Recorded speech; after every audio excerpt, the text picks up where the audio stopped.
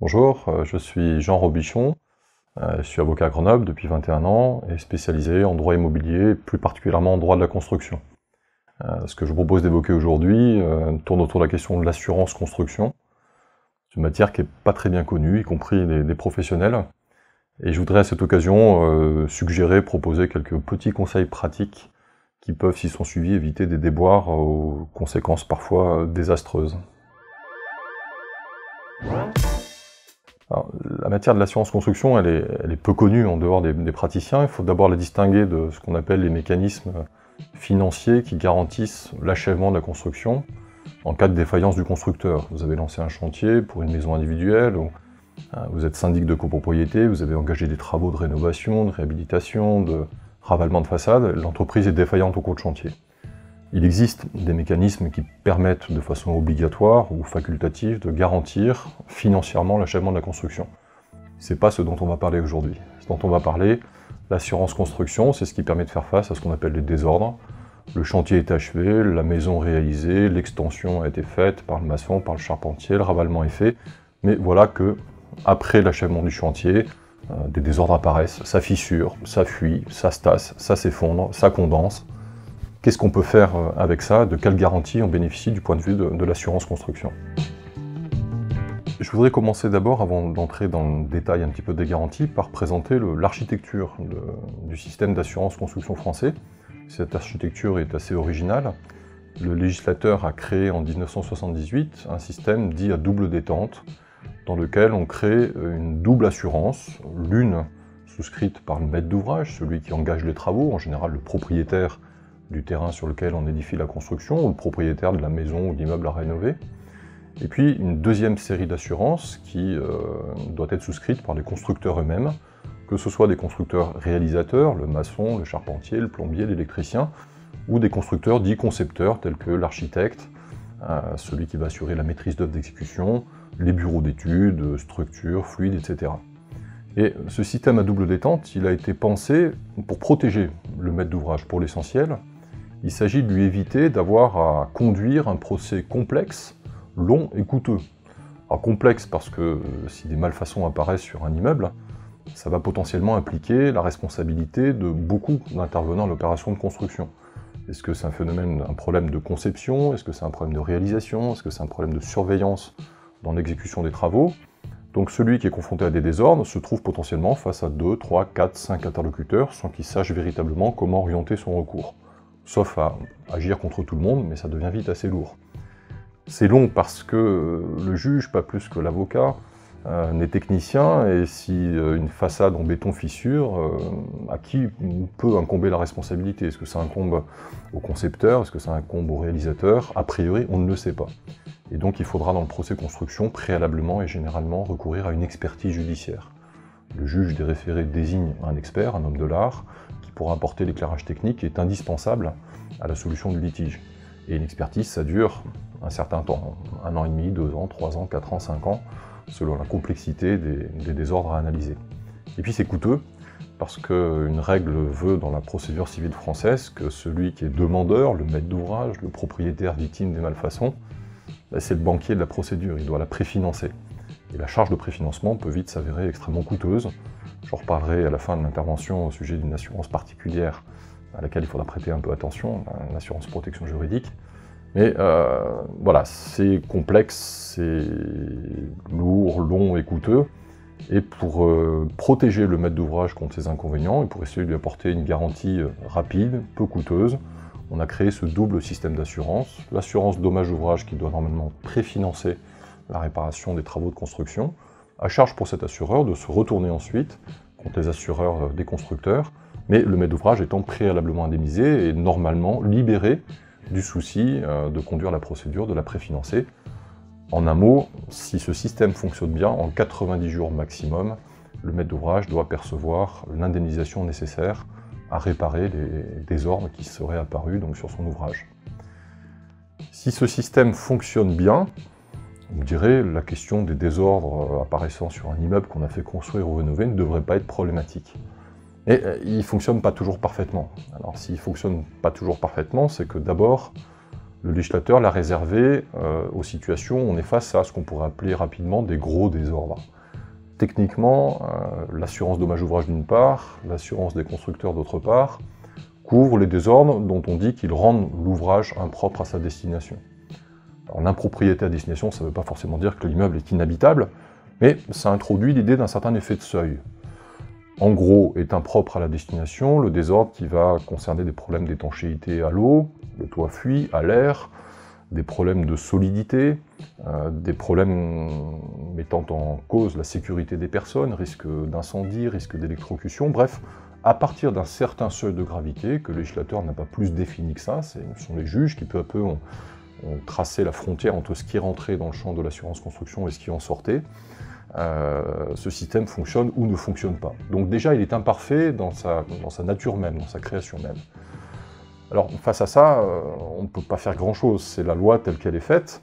Là où il y a une marge de manœuvre pour le maître d'ouvrage, c'est sur quelques petits points de vigilance au moment d'engager son projet de construction, tant du point de vue de l'assurance dommage ouvrage que du point de vue de l'assurance des constructeurs sur lesquels le maître d'ouvrage a intérêt à avoir un regard, et un regard un peu précis, qu'enfin sur la garantie de protection juridique qui, si elle n'est pas spécifique naturellement à la matière de la construction, joue dans cette matière un rôle particulier. Alors je voudrais déjà donner quelques conseils pratiques sur la question de la dommage ouvrage. Je suis maître d'ouvrage, je veux engager des travaux sur un terrain nu, je bâtis un immeuble, je fais bâtir un immeuble, ou je vais engager des travaux de rénovation, réhabilitation relativement lourds. C'est-à-dire des travaux qui vont toucher à la structure, je vais faire des ouvertures en sous-œuvre, créer des fenêtres, créer des baies vitrées, je vais changer la toiture, je vais apporter une isolation, quelle est une destination d'isolation thermique, acoustique, bref, des travaux d'une certaine importance. Il y a une idée reçue qui circule un petit peu en disant « la dommage ouvrage, ça sert à rien et ça coûte cher ». Ça sert à rien parce que de toute façon les constructeurs sont assurés, et puis ça coûte cher parce qu'effectivement c'est une assurance qui a un coût significatif dans le projet de construction. Pour donner quelques ordres de grandeur très rapides, si j'engage la construction d'une maison individuelle, pour un budget compris entre 150 et 200 000 euros, je trouverai une assurance dommage ouvrage dont le coût sera de plusieurs milliers d'euros, peut-être 5 000, 6 000 ou 7 000 euros, donc c'est significatif. Alors certains maîtres d'ouvrage du coup s'en dispensent, c'est cher, c'est inutile, pourquoi payer cette dépense? Or, il y a certaines situations où le manque de l'assurance dommage ouvrage risque d'avoir des conséquences particulièrement néfastes. Je donne deux illustrations de ces situations, dans lesquelles le maître d'ouvrage devra donc, au contraire de cette idée reçue, préférer la souscription de l'assurance dommage ouvrage plutôt que la non-souscription. Je pense d'abord à la situation, et celle-là elle est difficile à anticiper, de défaillance de l'entreprise en cours de chantier. Je disais tout à l'heure en introduction qu'il existe, de façon obligatoire ou facultative selon les cas, des garanties financières qui permettent de financer l'achèvement de la construction. Mais ce mécanisme ne couvre que l'achèvement, il ne couvre pas la reprise des malfaçons dont l'entreprise serait rendue responsable avant, par exemple, de déposer le bilan. Et lorsqu'une entreprise dépose le bilan, il n'est pas rare que juste avant, les travaux qu'elle a réalisés ne soient pas de la meilleure qualité. En ce cas, et par exception au fonctionnement normal, l'assurance dommage ouvrage peut être tenue de financer la réparation des désordres, survenus donc y compris en cours de chantier et avant l'achèvement de ce chantier, avant ce qu'on appelle la réception, dès lors que le contrat avec l'entreprise a été résilié, et si l'entreprise dépose le bilan, la conséquence normale, naturelle, c'est la résiliation du marché avec l'entreprise. Donc première situation dans laquelle on est bien content en posteriori d'avoir une dommage ouvrage, le constructeur de maison individuelle, ou le maçon, ou le charpentier en cours de chantier est défaillant, et on s'aperçoit que le travail qui a été commencé, il est mal fait et très mal fait. Ça nécessite de coûteux travaux de reprise.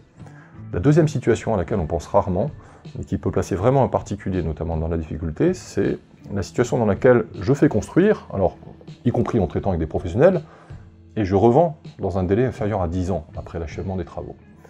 Là, il y a un petit piège dans la loi, puisque l'article 1792-1 du Code civil fait de la personne qui a fait construire, alors même qu'elle n'aurait pas mis la main sur le chantier à quelque titre que ce soit, un constructeur. Elle est réputée constructeur. Qu'est-ce que ça veut dire très concrètement? Ça veut dire qu'à l'écart de l'acheteur de la maison, et pour le cas où dans ce délai de 10 ans, à compter de l'achèvement des travaux, se révélerait un désordre, l'acheteur pourra se retourner comme le vendeur, comme si c'était un professionnel de la construction, comme si c'était un architecte, comme si c'était un maçon, comme si c'était un bureau d'études béton armé ou fluide, etc. Avec le régime de responsabilité qui va avec, et ce régime de responsabilité est très rigoureux, puisque c'est une responsabilité objective, même sans faute, Et voilà que là où un vendeur normalement serait protégé par le régime dit de la garantie des vices cachés, qui suppose, pour qu'il soit tenu à garantie, qu'il soit de mauvaise foi, qu'il ait connu les vices, qu'il les ait cachés à l'acheteur, voilà que sur le terrain de l'article 1792 et 1792-1, il sera tenu comme un professionnel. En ce cas, s'il n'a pas d'assurance dommage ouvrage, et si pour une raison X ou Y, les constructeurs réellement réalisateurs ne sont pas assurés, il va payer sur ses deniers des sommes qui peuvent être considérables.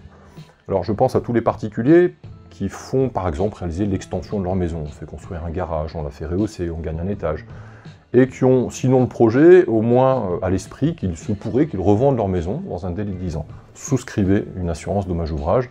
Dans le cas contraire, vous prenez un risque certain, alors d'occurrence faible certes, des ordres n'apparaissent pas tout le temps et fréquemment avec un certain seuil de gravité, mais quand ça vient, les conséquences peuvent être vraiment financièrement désastreuses.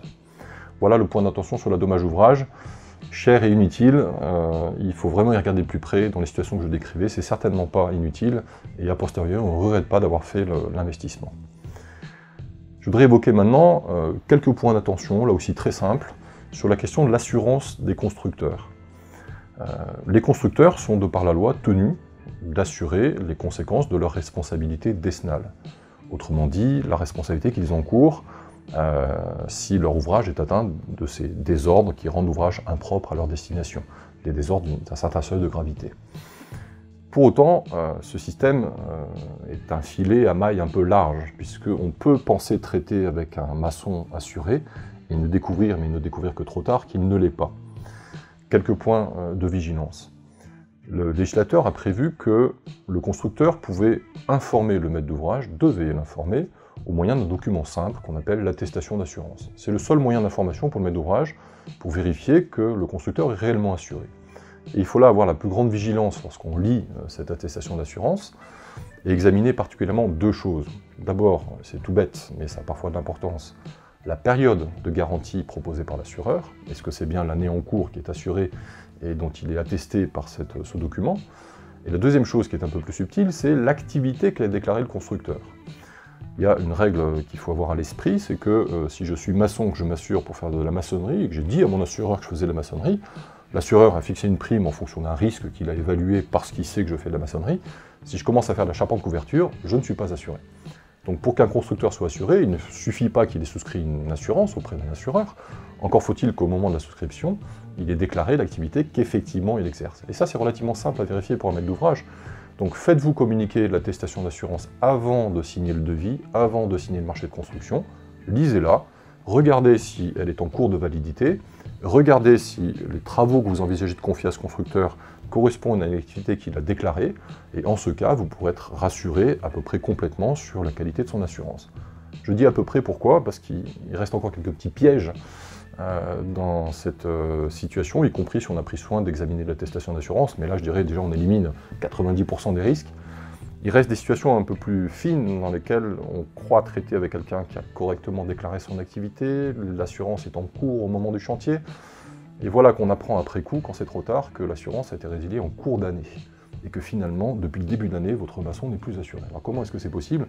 La pratique de l'assurance construction consiste à adresser l'attestation au début d'exercice, au moment, en général, de l'appel de prime. Donc l'assureur dit à l'assuré, pour être couvert l'année qui vient, payez-moi la prime d'assurance, la contrepartie de la couverture. Sauf que si le constructeur ne paye pas la prime à ce moment-là, il sera en réalité non assuré, alors qu'il est en possession de l'attestation que lui a déjà envoyé l'assureur. On me dirait comment contrecarrer ce dernier risque? Je ne connais pas de solution, en tout cas la loi à ce jour n'en prévoit pas. La seule solution très pratique, c'est de donner un coup de fil à l'assureur et de miser sur le fait qu'il va bien vouloir vous répondre, parce qu'il n'est pas tenu de le faire, mais après tout, il n'a pas de raison de refuser. Et en indiquant le numéro du contrat que vous voyez figurer sur l'attestation, de vérifier que le contrat est bien toujours en vigueur et qu'il n'a pas fait l'objet d'une résiliation pour défaut du paiement de la prime. Quelques points de vigilance, se faire communiquer l'attestation, la lire, et en cas de dernier doute, un petit coup de téléphone. Ça peut éviter la situation la pire dans laquelle peut se trouver un maître d'ouvrage s'il est confronté à un gros désordre, de type risque d'effondrement, tassement de terrain, et ce sont des choses qui arrivent malheureusement encore aujourd'hui, de se trouver dans une situation où il n'a personne de solvable face à lui. C'est une situation vraiment piégeuse parce que le propriétaire n'aura d'autre choix finalement que de financer sur ses deniers des travaux très importants, Et s'il ne le fait pas, il est un peu pris au piège, puisqu'on pourrait imaginer à ce moment-là qu'il revende, mais s'il revende, lui, il sait, il ne peut plus cacher à l'acheteur qu'il y a des désordres qui ont été découverts, sinon il serait tenu sur le terrain des vices cachés. Et donc c'est une situation extrêmement préjudiciable. Et puis la dernière assurance qui a son importance dans la matière de la construction, mais ce n'est pas spécifique à la matière de la construction, sur laquelle je voudrais donner une petite suggestion, un petit conseil, c'est la garantie protection juridique. Alors la garantie protection juridique, c'est quoi? C'est la garantie contre le risque du procès. Aujourd'hui, tous les assureurs offrent, en annexe en général au contrat multirisque habitation, mais pas simplement, d'autres contrats, des contrats auto, des contrats adossés à des cartes bancaires, des garanties protection juridique. Qui prévoit quoi? Qui prévoit qu'en cas de procès, que l'on soit en demande ou que l'on soit en défense, mon voisin me fait un procès, je suis en défense, mais je peux aussi faire un procès à mon voisin ou à mon constructeur, eh bien l'assureur va couvrir une partie au moins des frais d'avocat, et en général, et c'est ça qui est très intéressant, la totalité des frais d'expertise, lorsque l'expertise est nécessaire. Or, dans le procès, ce qui représente une somme importante à préfinancer, c'est précisément l'avance qu'on doit faire des honoraires de l'expert judiciaire. Alors, si vous avez un projet de construction, un projet de vente, relisez, ou lisez, si vous n'avez encore jamais lu, dans le détail le contenu des garanties de la protection juridique. Pourquoi? Parce que cette assurance n'est pas régie quant à son contenu par la loi. Autrement dit, il y a dans le contrat d'assurance ce que l'assureur a bien voulu y mettre. Et là, sur le marché de l'assurance française aujourd'hui, il y a une extrême diversité de l'étendue des couvertures. Certains contrats sont sous la forme tout ou tout sauf, sont extrêmement larges, et vous êtes à peu près certain qu'ils vont couvrir le risque du procès construction. D'autres sont sous la forme d'une énumération positive de risques couverts et ne visent pas le procès construction. D'autres encore excluent le procès construction, et ces contrats sont relativement nombreux sur le marché. Alors pourquoi sont-ils exclus? Précisément parce qu'il est coûteux, et que l'assureur a pris le parti de ne pas couvrir ce type de risque. Alors l'exclusion, elle est parfois un peu discrète, vous savez, c'est en page 32, 33, 34 de vos conditions générales, le gros document qu'on ne lit jamais quand on souscrit un contrat d'assurance. Si vous avez un projet de construction, il faut lire au moins cette garantie-là, et voir s'il n'y a pas une exclusion qui prend la forme « ne sont pas couverts les litiges consécutifs à des travaux soumis à permis de construire » ou « ne sont pas couverts les litiges susceptibles d'engager la responsabilité fondée sur l'article 1792 du Code civil ». Tel que c'est libellé, ce n'est pas forcément compréhensible immédiatement, mais ça veut dire clairement que si vous avez un procès construction à faire avec la charge de préfinancement que ça représente, plusieurs milliers ou dizaines de milliers d'euros, l'assureur protection juridique ne vous couvrira pas. Alors, il y a un moyen très simple, puisque le coût de la protection juridique est en général indolore, c'est quelques euros par mois. Si vous avez un projet de construction, lisez avec attention l'étendue de votre protection juridique.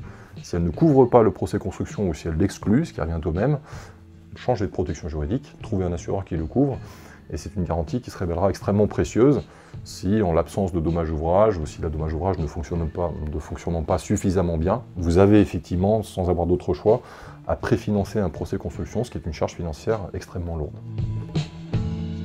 J'espère que ces quelques suggestions pourront vous être utiles si la situation se présente à vous. Si vous avez d'autres sujets d'intervention à proposer, vous pouvez écrire à Expertissime. Merci, à bientôt.